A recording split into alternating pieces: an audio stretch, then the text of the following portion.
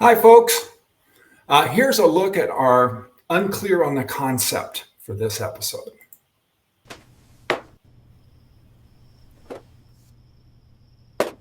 This will help me ace the test. So, what do you think, Rikko? It's certainly relatable, but also quite terrifying. Right? Okay, but what it does is it sets the stage for today's topic, sleep.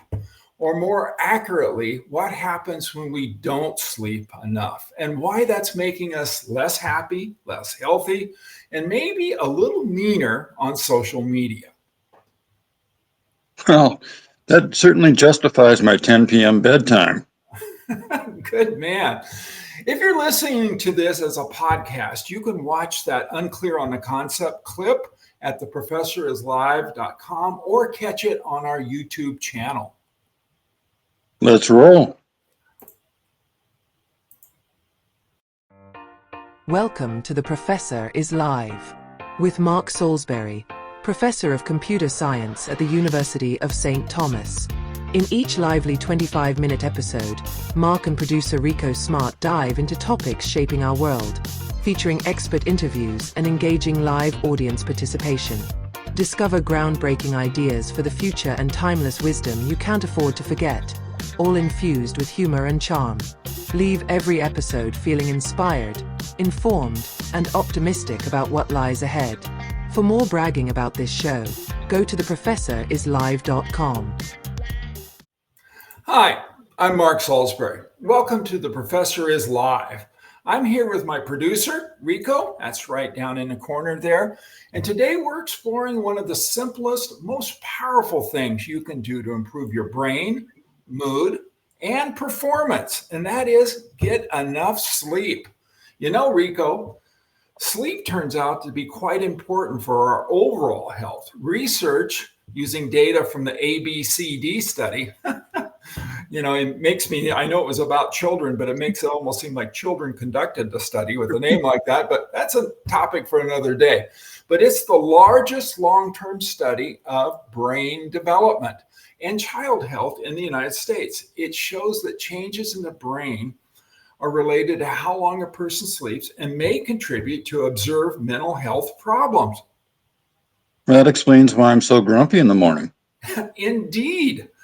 So joining us today to help us understand why sleep is so important is Dr. Roxanne Prichard. And she's a neuroscientist, professor, and leading expert on what's going on in your head while you're snoozing. She's been studying the sleeping brain for decades, first with rats and tiny electrodes, and now with young adults. So basically, she's paid to watch people sleep for science? Exactly. And she's discovered that sleep isn't a waste of time. It's an active, life-sustaining, brain-repairing, optimism-generating process. So you'll want to stay awake for this one, folks. Here she is.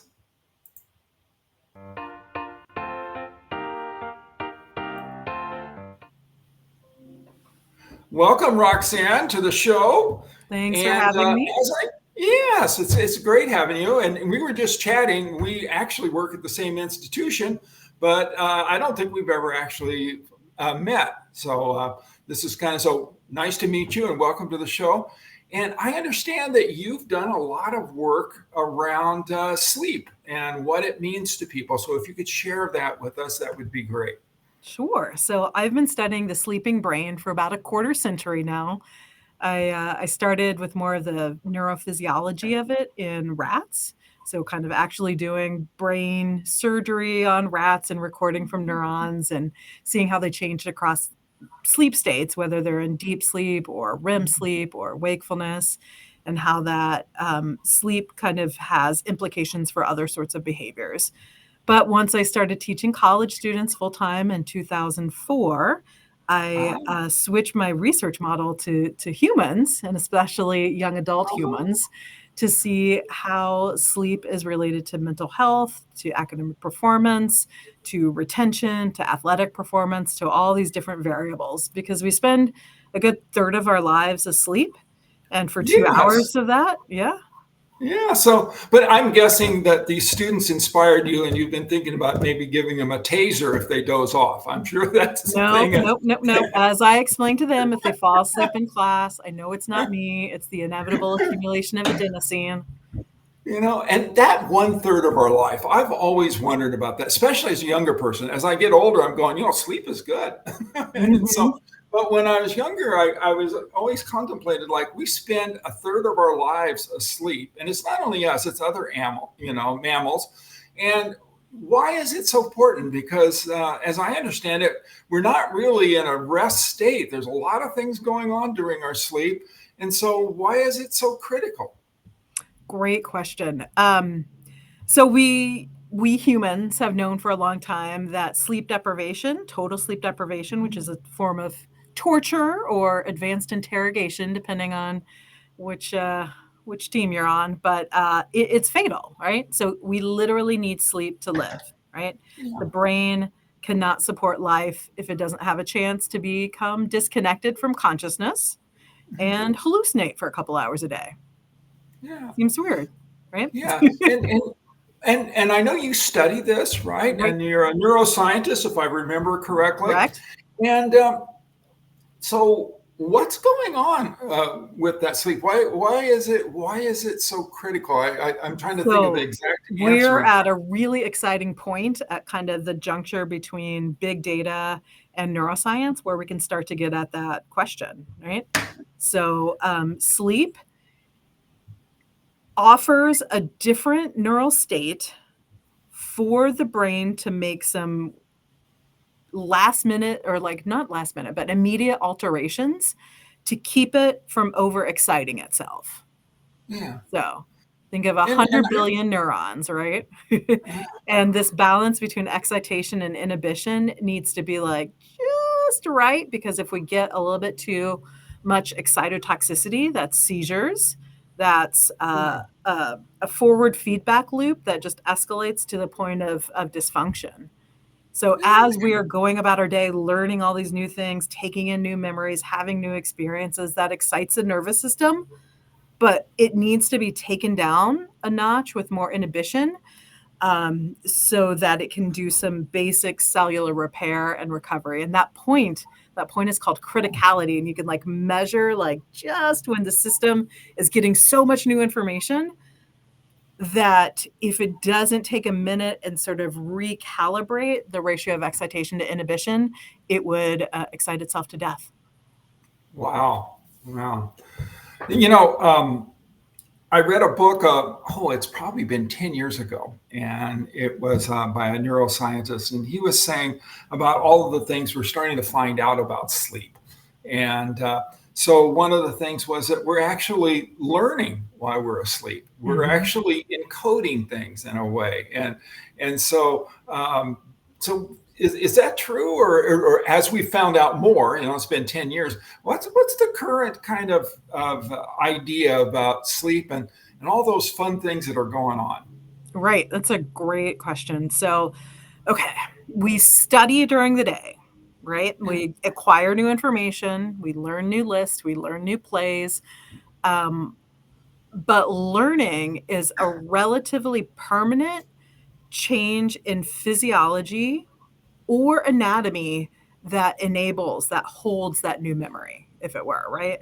So we can input, but the learning process has to be some tinkering to make a new capacity to hold that information.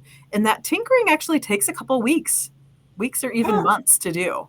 So, and that tinkering is when our brain, kind of supported by sleep, is able to sort of visit what it's learned and figure out how does that connect to a different idea? What bucket should I put it in? What file folder, to use a computer analogy? And then how many routes of access do I need for this thing? What does it hook onto? How important is it? So when we are really sort of training these new memories, we also have to train new pathways to hold them. So that could be like myelinating, which means speeding up the conductance of electric circuits between different neurons. Wow. Okay. So, is it fair to say that recently, in recent medical history here that we're now starting to realize that sleep is actually more important than we used to? I would say yes and no. So the medical part is, yes, we have more reasons we can count, but culturally, we have thrown sleep out the window in the last Yeah. 100 years or so. So 100 years ago, the normal time in bed for adults was 10 hours at night, right? Yeah. And Wow. now we have skyrocketing rates of insomnia, which is just lost confidence or performance anxiety around sleep. We have our phones and our devices keeping us up at all hours. We're using alarm clocks, like there weren't alarm clocks back then, to wake us Yeah. up before we're physiologically done with sleep. So we have a much worse relationship to sleep than we did for Now most of that's human history. Yeah, that is fascinating. So at the time we're finding out that sleep is actually more important than we thought, we're actually paying less attention to it. Correct. Or we're sabotaging it more. I give Yeah. you, okay. So what's the second most common thing traded on the global market after oil? I don't know. Coffee beans. And now they're Yeah. hugely tariffed, right? But so we as humans have also figured out a lot more chemical ways to interfere with our sleep cycles now. So we have a lot more stimulants and a lot of other drugs that change with our ability to have good sleep. Oh my goodness. And we do that on purpose, of course. Mm-hmm. Yeah. So, well, okay. So what about the other side then? Part of our show is about, trying to become more optimistic. And one of those things is just taking better care of ourselves and being aware of the things that we're learning in the medical field and the things we're learning about ourselves. And so what could we take away that could help us put the importance that we should on sleep and actually prepare ourselves for better sleep? So I think one of the most important things is just acknowledging the power of sleep. I think a lot of people think it's wasted time, or I'll get to it when I get to it, or, well, you're sleeping, I was training. I hate those shirts because they're not consistent with athletic performance results and sleep. What we need to understand is how important sleep is and to value it, right? That's step one, to be like, Yeah. I'm going to leave the dishes in the sink because I'm getting good sleep. I'm making this choice. I'm not sacrificing my health for 10 more emails or whatever Yeah. else I'm doing. I think that's probably step one, is admitting like there's a better relationship that could be had. Step two is to recognize your body signals. Go to sleep when you're sleepy. Like none of this is groundbreaking science. Go to sleep when you're sleepy, sleep until you're done sleeping, and do it on a pretty regular basis. That's what we need to do. Yeah, isn't that amazing? Sometimes the simplest things are the things we don't want to do. And I've heard people, I've been on projects with people and we've got a deadline or something, and somebody will say, well, you need some sleep. And then the answer sometimes is, well, I'll sleep when I'm dead. I'll have plenty of time then. But I think that clearly we're starting to understand that that's probably not a very good attitude. And it doesn't bring out the best in us, I would think. Not only in performance, I would bet, but also it has something to do with our overall happiness. It'd be my guess. When we don't get enough sleep, we see the world through a much more negative lens. We're much more likely to interpret ambiguous signals as threats. So it seems like a lonelier and more anxious and more depressed world when we're not sleeping well. So sleep is really a giver of optimism. That's even like scripture. Weeping may endure for the night, but joy cometh in the morning, right? After that sleep. Yes, very good. And then even people like Ben Franklin, had little sayings about it, early to bed, early to rise makes a man healthy, wealthy, and wise, and those kinds of things. So we've known this a long time, but I guess sometimes it's good for science to kind of reinforce some of these things that we've known. And so we take them a little more seriously and take them home. So, well, thanks so much for being on the show. Absolutely. I really appreciate it. And thanks again. Have a good rest of your day and Thank a you. restful night tonight. Thank you so much. You too.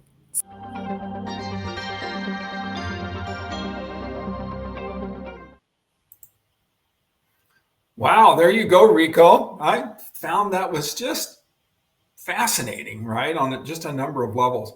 So here's what I'm taking away. Sleep isn't wasted time, it's essential brain maintenance. It fuels optimism and resilience, and without it, we interpret the world more negatively. Respect the basics. Go to bed when you're tired, wake up when you're done, keep a consistent schedule. And finally, value sleep as health. A good night's rest is one of the most powerful acts of self-care you can choose. So basically, go to bed. That's kind of it, isn't it? Right? So that kind of wraps up our show in a sense. And yeah. Best advice ever given. No quote today? Of course I have a quote. I was just waiting because I wanted to build anticipation with our audience out there for my quote of the day. And here it is. Finish each day before you begin the next and interpose a solid wall of sleep between the two. Is that Ralphie from the Christmas Story movie? That's pretty darn close. But actually, it was Ralph Waldo Emerson. All right, folks, that's it for this episode of The Professor is Live. Watch past shows on theprofessorislive.com, YouTube, or Spotify. Subscribe, share, and join the conversation. But after a good night's sleep. That is true indeed. All right, we'll see you next time on The Professor is Live. The Professor is Live is hosted by Mark Salisbury, produced by Rikko Smart. We go live on LinkedIn, then bring it straight to you as a podcast. Want the inside scoop on new episodes and the chance to bring The Professor is Live to your own event? Don't wait. Join The Professor is Live with Mark Salisbury Group on LinkedIn or head to theprofessorislive.com today. While you're there, check out our executive coaching for the era of AI program. It's based on Mark's book, Leadership in the Era of AI. It will empower you to lead with more brains, more courage, and more heart, so you can cut through complexity, embrace change with confidence, and inspire the people around you. This isn't just about leadership at work. It's about transforming your life in the era of AI. Until next time, stay curious, stay optimistic, and keep leading with purpose. The Professor is Live. With Mark Salisbury, copyright 2025.